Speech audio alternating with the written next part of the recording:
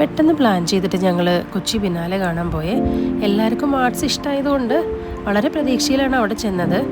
എത്തിയപ്പോൾ മനസ്സിലായി ഇത് ഞങ്ങൾ വിചാരിച്ച ബിനാലെ അല്ലാന്ന്. ആദ്യം തന്നെ ഞങ്ങൾ കണ്ടത് ഫ്രീസറിൽ കുറേ പഴകിയ ഭക്ഷണ സാധനങ്ങൾ വെച്ചിരിക്കുന്ന ഇൻസ്റ്റലേഷനാണ്.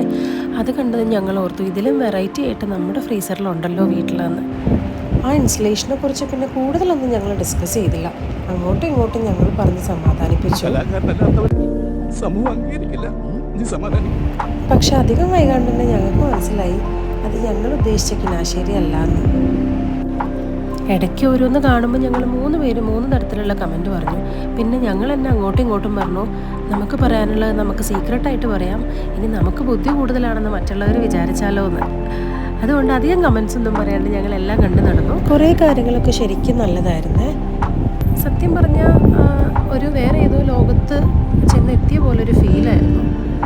ഭയങ്കര ഭംഗിയുള്ള ഇൻസ്റ്റലേഷൻസും സ്കൾപ്ചേഴ്സും ലൈവ് ആർട്ട് ഫോംസും ഒക്കെ ഉണ്ടായി. കൂട്ടത്തിൽ ഇങ്ങനെ കുറച്ച് കാര്യങ്ങൾ. ഇതൊക്കെ ഇപ്പോൾ നാട്ടിലുള്ളവരാണ് കാണുന്നതെങ്കിൽ അതൊന്ന് മാറ്റി പണിയിക്കാനുള്ള കാശ് പോലും ഇല്ലാത്തവരാണോ ബിനാലെ നടത്തുന്നതെന്ന് പറഞ്ഞേനെ ചിലപ്പോൾ. ഈ ഒരു റൂമിൽ വന്നു കഴിഞ്ഞാൽ നമ്മൾ ശരിക്കും പണ്ടത്തെ ലേബറേഴ്സും മൈഗ്രൻ്റ് വർക്കേഴ്സിൻ്റെയും ഒക്കെ ഓരോ ദിവസത്തെയും സ്ട്രഗിൾ എന്താണെന്നുള്ളത് നമ്മൾ ആഴത്തിൽ ചിന്തിച്ചു പോകും. അതൊന്നും നമ്മളെ ബാധിക്കാത്ത കാര്യമായതുകൊണ്ട് നമ്മൾ ഇതുവരെ ചിന്തിച്ചിട്ടുണ്ടാവില്ല. പക്ഷേ ഇത് കാണുമ്പോൾ നമ്മൾ ശരിക്കും ചിന്തിച്ചു പോകും അവർ കടന്നു പോയിട്ടുള്ള ഓരോ ദിവസവും എത്ര ബുദ്ധിമുട്ടുള്ളതായിരുന്നു എന്ന്. അതൊക്കെ നോക്കുമ്പോൾ ഇങ്ങനെയുള്ള എക്സിബിഷൻസ് ശരിക്കും അത്യാവശ്യമാണ്.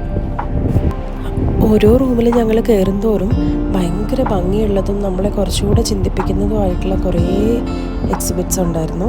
പിന്നെ അവിടെ ഒരു മ്യൂസിക്കൽ ഇൻസ്ട്രുമെൻറ്റിൻ്റെ ഒരു ഇൻസ്റ്റലേഷൻ ഉണ്ടായേ.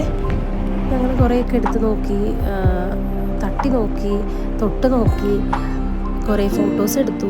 ആലീസ് ഇൻ വണ്ടർലാൻഡ് ബുക്കിൽ ആലീസ് നടക്കുന്ന പോലെയായിരുന്നേ. ഓരോ സ്ഥലത്ത് ചെല്ലുമ്പോഴും ഞങ്ങളിങ്ങനെ വേറെ ഏതോ ലോകത്ത് ചെന്നൊരു ഫീലായിരുന്നു.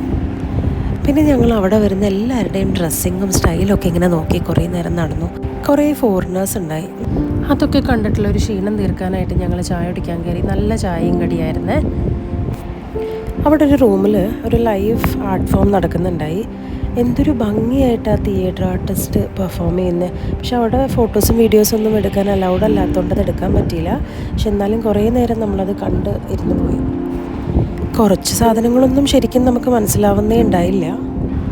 അപ്പം ഞാൻ ആലോചിച്ചൊരു കാര്യമേ, ഇവിടെ വരുന്ന എല്ലാവർക്കും ഇതെല്ലാം മനസ്സിലായിട്ടായിരിക്കുമോ വരുന്നുണ്ടാവുക എന്നാ. എല്ലാത്തിൻ്റെ ഫ്രണ്ടിലും അവരൊരു വലിയ നോട്ട് എഴുതി വെച്ചിട്ടുണ്ട്. ആ ഒരു ഇൻസ്റ്റലേഷനെ കുറിച്ചും അല്ലെങ്കിൽ ഒരു പെയിൻറ്റിങ് ആണെങ്കിൽ ആ ഒരു പെയിൻറ്റിങ്ങിനെ കുറിച്ചും എല്ലാം എഴുതി വെച്ചിട്ടുണ്ട്. പക്ഷെ അത് വായിക്കാൻ തന്നെ കുറേ സമയമെടുക്കും. അത് വായിച്ച് പോവുകയാണെങ്കിൽ ശരിക്കും പറഞ്ഞാൽ നമുക്ക് ഒരു ദിവസം കൊണ്ടൊന്നും കവർ ചെയ്യാൻ പറ്റില്ല.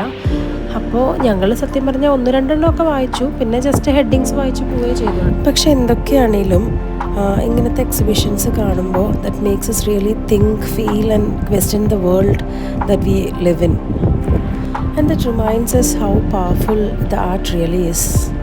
പിന്നെ ഞങ്ങൾ ആസ്പിയൻ മോളിൽ നിന്ന് ഇറങ്ങി ഇനി എന്ത് ചെയ്യണം എന്ന് ആലോചിച്ചപ്പോഴാണ് എന്നാൽ ഒരു സർബത്ത് കുടിക്കാമെന്ന് ഓർത്ത് ഞങ്ങൾ അടുത്തുള്ള ഒരു കടയിൽ നിന്ന് സർബത്തൊക്കെ കുടിച്ചു. പിന്നെ കുറച്ച് ദൂരം ഞങ്ങൾ നടന്നു. പക്ഷേ അപ്പോൾ ആ റോഡ് സൈഡിലുണ്ടായ വാൾ പെയിൻറ്റിങ് ശരിക്കും അടിപൊളിയായിരുന്നേ.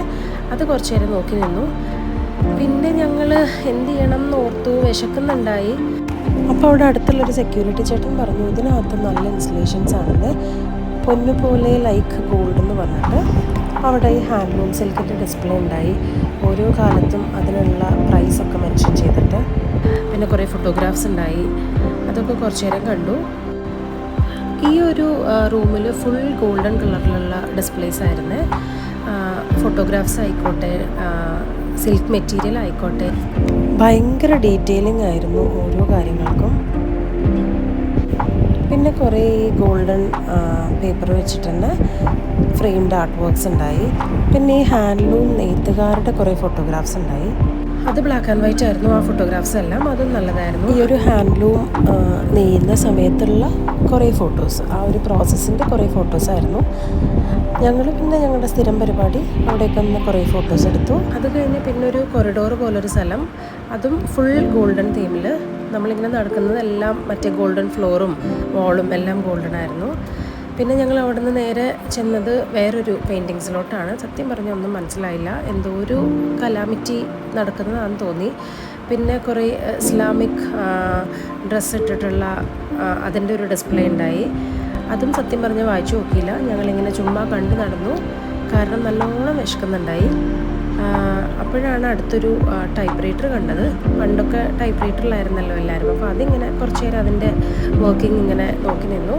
പിന്നെ ഞങ്ങൾ വിചാരിച്ചു മതി, ഇനി നമുക്ക് പുറത്തിറങ്ങാമെന്ന്. അങ്ങനെ ഞങ്ങൾ പുറത്തിറങ്ങി. അടുത്തത് എന്താണെന്ന് ഇങ്ങനെ മാപ്പ് നോക്കിയപ്പോഴാണ് ഞങ്ങൾ തന്നെ തീരുമാനിച്ചു നമ്മൾ വിശപ്പ് വിട്ടിട്ടുള്ളൊരു കളിയുമില്ലാന്ന്. അങ്ങനെ ഞങ്ങൾ സീകളിൽ പോയി. പക്ഷേ അവിടെ ഒരു 45 മിനിറ്റ്സ് വെയിറ്റ് പറഞ്ഞുകൊണ്ട് അടുത്തുള്ളൊരു ലോസ് ഏഞ്ചൽസ് കഫേയിൽ പോയി. അതും അത്യാവശ്യം സമയമെടുത്തു, എന്നാലും ഫുഡ് കഴിച്ചിറങ്ങി. പിന്നെ ചെന്നത് ഒരു മിൽക്ക് ടൂത്ത് എന്ന് പറയുന്നൊരു ഡിസ്പ്ലേ ആയിരുന്നു. അവിടെ ഫുൾ ഡോൾസും അങ്ങനെ വെച്ചിട്ടുള്ളൊരു കുട്ടികൾക്കായിട്ടുള്ളൊരു ഡിസ്പ്ലേ ആയിരുന്നു. അവിടെ നമുക്കിരുന്ന് ഫോട്ടോസൊക്കെ എടുക്കാം. ആ ഡോളിനെ നമുക്കിങ്ങനെ ഹഗ് ചെയ്തിരിക്കാം. ഇതിനിടയ്ക്ക് ഞാൻ മാളുവിനെ വിളിച്ച് ഇതൊക്കെ ഒന്ന് കാണിച്ചു കൊടുത്തേ. അവിടുന്ന് ഞങ്ങൾ നേരെ ബീച്ചിലോട്ട് പോയി. പിന്നെ അടുത്തൊരു തട്ടുകടയിൽ നിന്ന് കുറച്ച് ഉപ്പിലിട്ട മാങ്ങയും പൈനാപ്പിളും അതൊക്കെ കഴിച്ചു.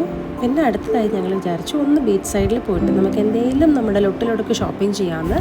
ശരിക്കും പറഞ്ഞാൽ ഞങ്ങളൊന്നും വാങ്ങിച്ചില്ല. അതിൻ്റെ ഭംഗി ഇങ്ങനെ കണ്ട് നടന്നു. പിന്നെ കുട്ടികളുടെ പണക്കം തീർക്കാൻ വേണ്ടി അവർക്ക് കുറച്ച് ടോയ്സ് മേടിച്ചു. എന്തായാലും നല്ലൊരു ദിവസമായിരുന്നു ഇന്ന്. ഇനി ആരെങ്കിലും ബിനാലെ കാണാൻ പോകാൻ പ്ലാൻ ഉണ്ടെങ്കിൽ മാർച്ച് 31 വരെയാണ് അവിടെ ബിനാലെ ഉള്ളത്. Don't miss it.